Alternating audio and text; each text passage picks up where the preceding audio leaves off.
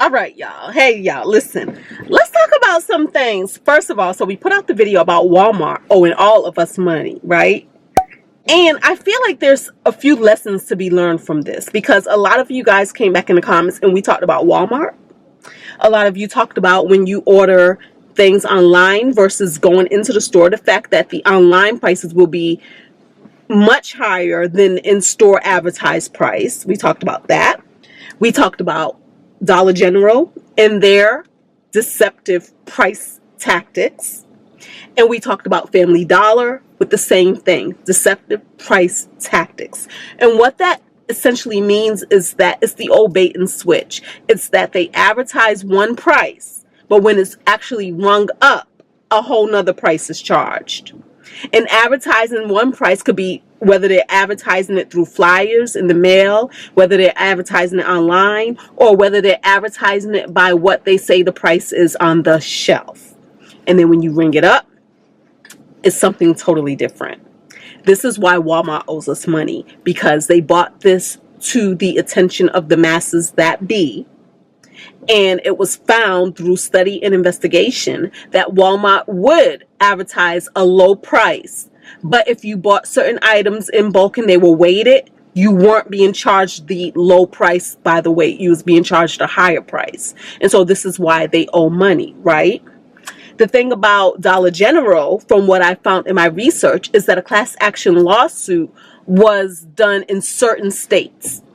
So I guess because Walmart is more widespread and they found that widespread, this is what was being done. That's why it's all of us. But in certain states for Dollar General, class action lawsuit. Even though a lot of us live in a lot of places and we have found that we've seen that things like that was done as well. So lessons to be learned here. Two things.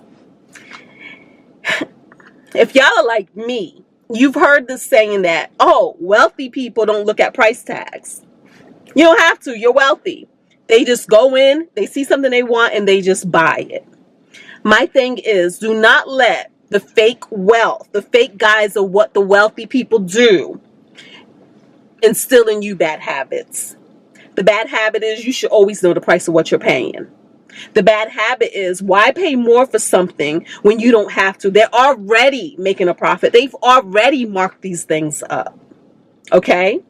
So the bad habit is, just because we think we got it, we don't have to pay attention to the price. No, pay attention to the price.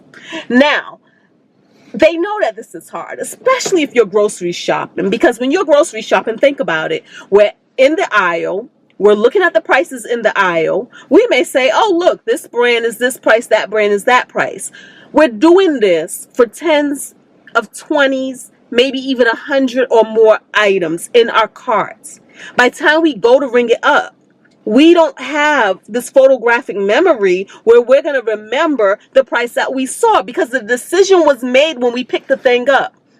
We made that decision when we seen this brand of mustard cost this price versus this brand of mustard cost that price. We picked it up based off of that.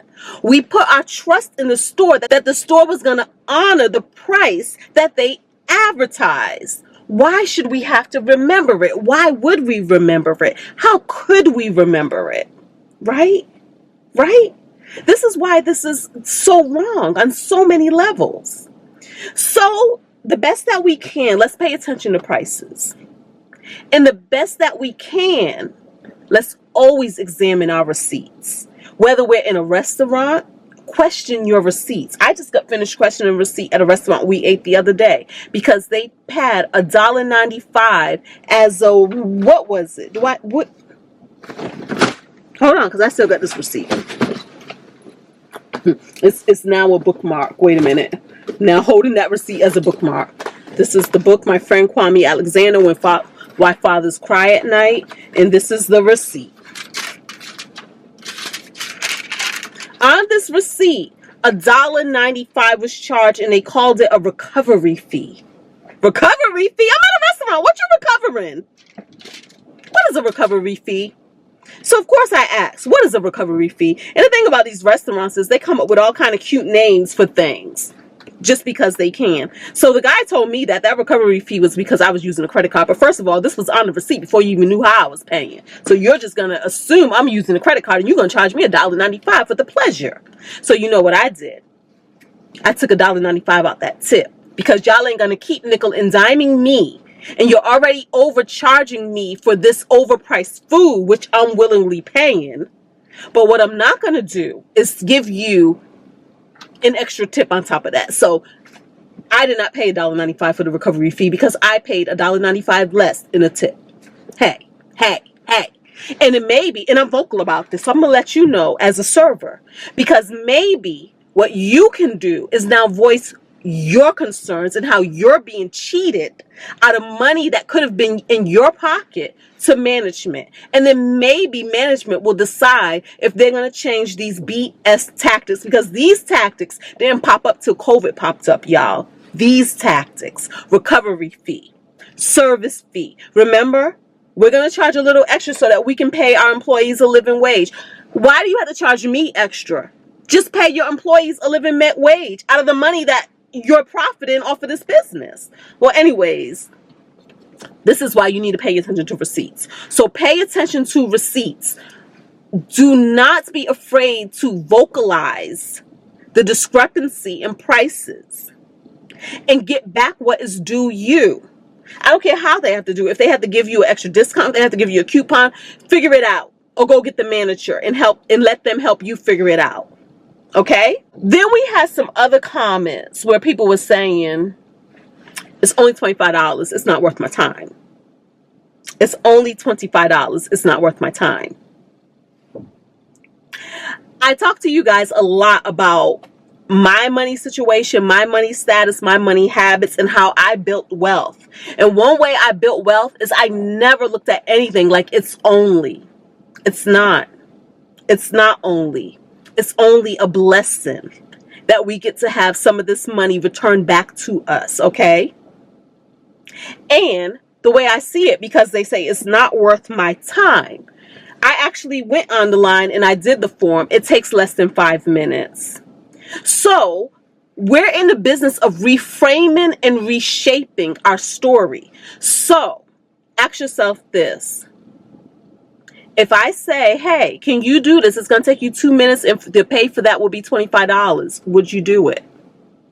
All you're going to do is fill out a survey. Surveys, right? Remember, I used to do Amazon MTurk, which is a bunch of surveys, a bunch of task jobs, and I would make 5 cents, 25 cents, and I have a video out about how to do Amazon MTurk. And I looked at it as, this is money I can make while I'm watching TV, and the money adds up. It adds up. So if somebody say, hey, fill out the survey, we'll pay you $5. Fill out the survey, we'll give you a $10 gift card. A lot of times we do those things. Well, this can be essentially filling out a survey and receiving $25 in exchange. Is that worth your time? A lot of us don't even make $25 an hour. So we're talking about $25 for less than 5 minutes. And I have no dog in this fight. I'm not getting paid to advertise this. I'm not getting any kickbacks. I just want us as a community to rise up and start taking action in our life. So when you get your $25, you can even think, hey, what am I going to do with this $25? You got a savings goal? You got something you're saving up for? Add that to that. This is the way that we open up portals of wealth into our life. The fact of the matter is, money is always trying to come to you, but we have to be open to receiving it. This is an avenue of receiving some money that you essentially don't even have to do much work to get. So some of us look at it like it's only $25, but I look at it like, wow, somebody gave me a $25 gift. So when somebody gives you a gift and it's $25 is the worth, are you looking at it like, that's it? That's all? Because if that is your attitude, you need to really do some adjusting to that. For real. Now, for me, it wasn't so much of the fact that I need $25. For me, my bigger question was, well, what happens if I don't claim my sliver of the pie? It's not even a piece of pie. My sliver, my taste of the pie, me sticking my thumb and pulling out a plum of the pie. What if I don't do that? What happens to the unclaimed money? That was my question. So I did some research. Because in my mind I'm thinking, okay, if this is a $45 million settlement, but let's say only 35 million of it is claimed, what happens to the other 10 million? Does it go to charity? Does Walmart get to keep it? Does it go in that unclaimed funds pile that the Fed keeps? What happens? Well, according to my research, what happens is all the money that isn't claimed is then redistributed to the people who put in a claim. That is exciting to me.